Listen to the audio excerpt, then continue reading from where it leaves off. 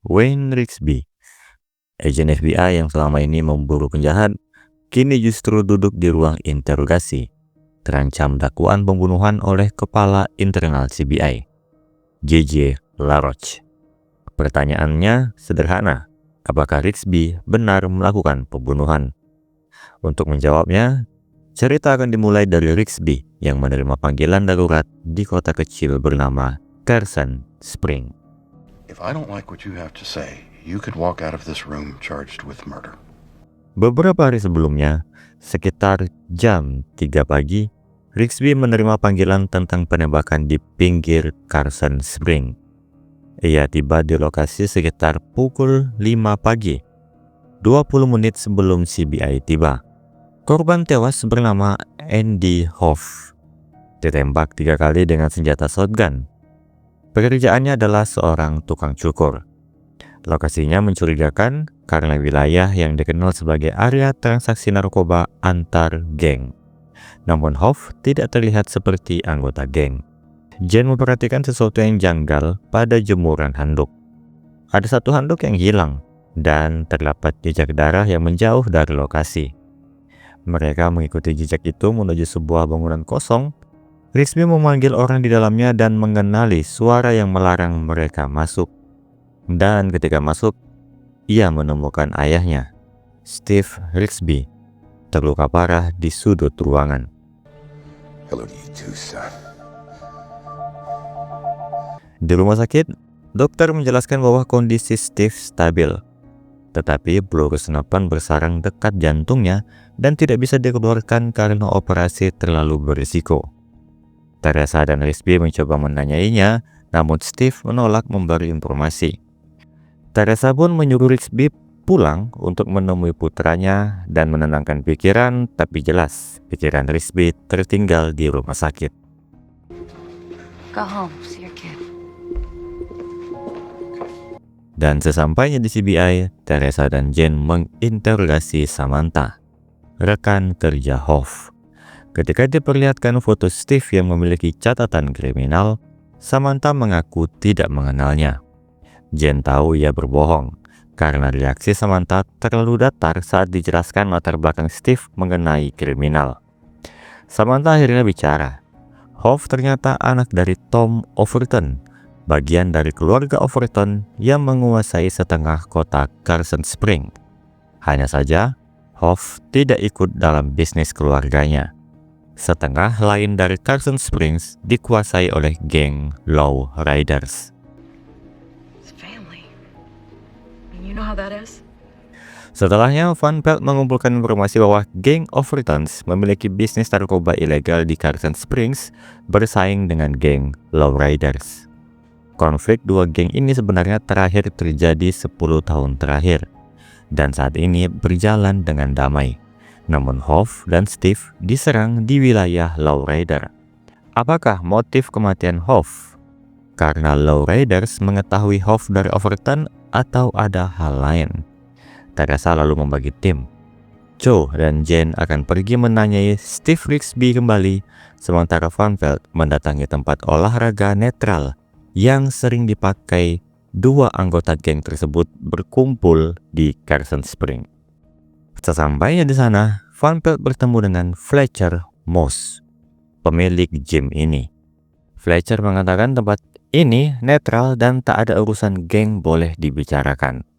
Fletcher juga tidak percaya Steve dan Hoff ditembak hanya karena melewati wilayah Low Rider, meskipun daerah bisnis Overton lebih baik ketimbang Low Rider. The Overtons have better customers, they got better turf. Riders may want it all. Sementara di sisi Joe dan Jen yang kembali ke rumah sakit, tempat tidur Steve kosong. Ia sudah menghilang. Cerita kembali ke masa kini. Rigsby menjelaskan kepada LaRoche bahwa ia kembali menangani kasus Hoff atas permintaan Teresa. Ia lalu menghubungi pacar Steve bernama Rocket dan mengetahui bahwa Steve berencana menemui Rocket di sebuah bar. Harusnya Rigsby pergi bersama Joe, namun Rigsby mendatangi ayahnya sendiri tanpa memberitahu rekannya dengan alasan Steve tidak menyukai polisi. Scene pun kembali ke cerita Rigsby di mana ia meminta ayahnya untuk kembali ke rumah sakit. Tapi Steve menolak. Mereka akhirnya duduk bersama, minum bir seperti ayah dan anak yang lama tak benar-benar bicara.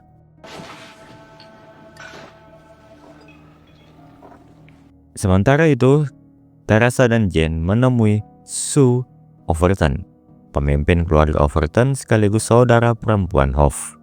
Ia memperkenalkan putranya bernama Kyle dan mengaku tidak membunuh Hoff.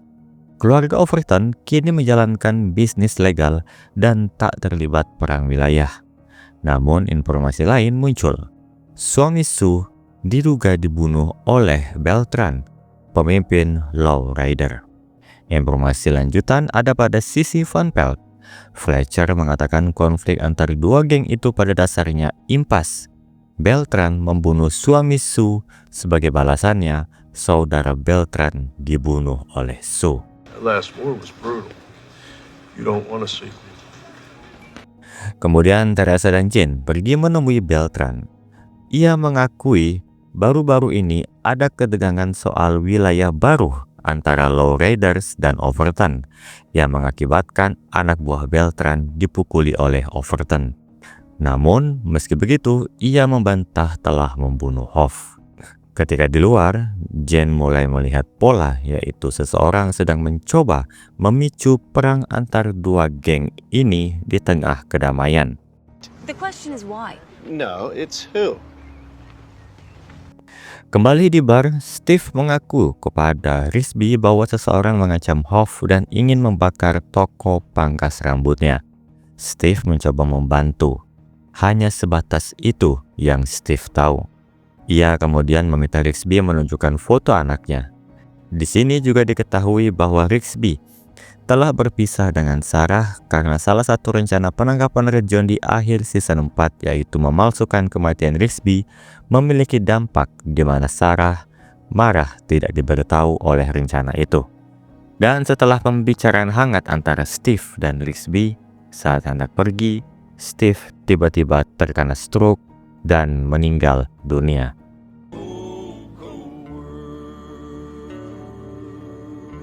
Dan di CBI, Teresa meminta Rigsby untuk pulang menenangkan diri. Joe mengikuti Rigsby sampai di depan lift karena punya firasat Rigsby ingin membalas dendam. Secara bersamaan, Jane muncul dari dalam lift melihat mereka.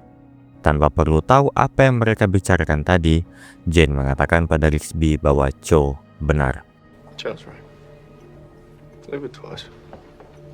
Jane kemudian menuju ruangan Teresa, di mana Teresa memberitahu Jane tentang informasi dari Van Pelt yang didapati dari seseorang bernama Fletcher Moss.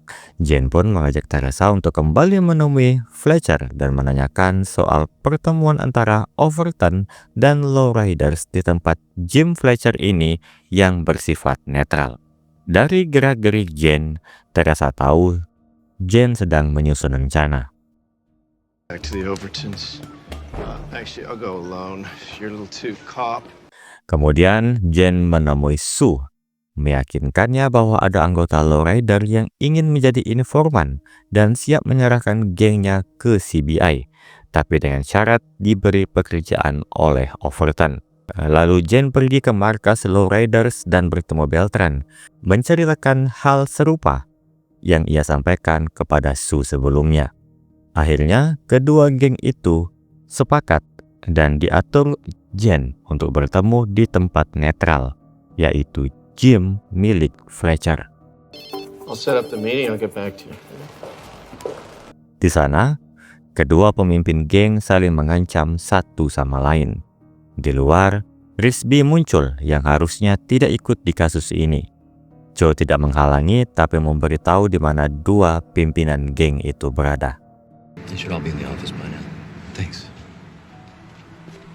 Di dalam, Jane mengakui bahwa ia telah memanipulasi mereka dengan cerita yang sama. Alasannya agar dua geng itu bisa berbicara secara langsung tentang apa yang ingin mereka bicarakan. Beltran dan Sue pun lalu berdebat di mana Beltran marah karena wilayah baru yang diperebutkan adalah wilayah terbuka, bukan milik Overton. Sementara Sue mengatakan Beltran telah membunuh Hoff atas dasar wilayah baru itu. Jane lalu menginterupsi dengan bertanya, siapa yang memberitahu informasi yang mereka punya saat ini? Keduanya sama-sama menatap pada Fletcher. Jane pun mengatakan bahwa Fletcher telah mengadu domba mereka. Mr. Moss here and his new gang are ready to take over. Dan Fletcher lah yang membunuh Hoff dan melukai Steve.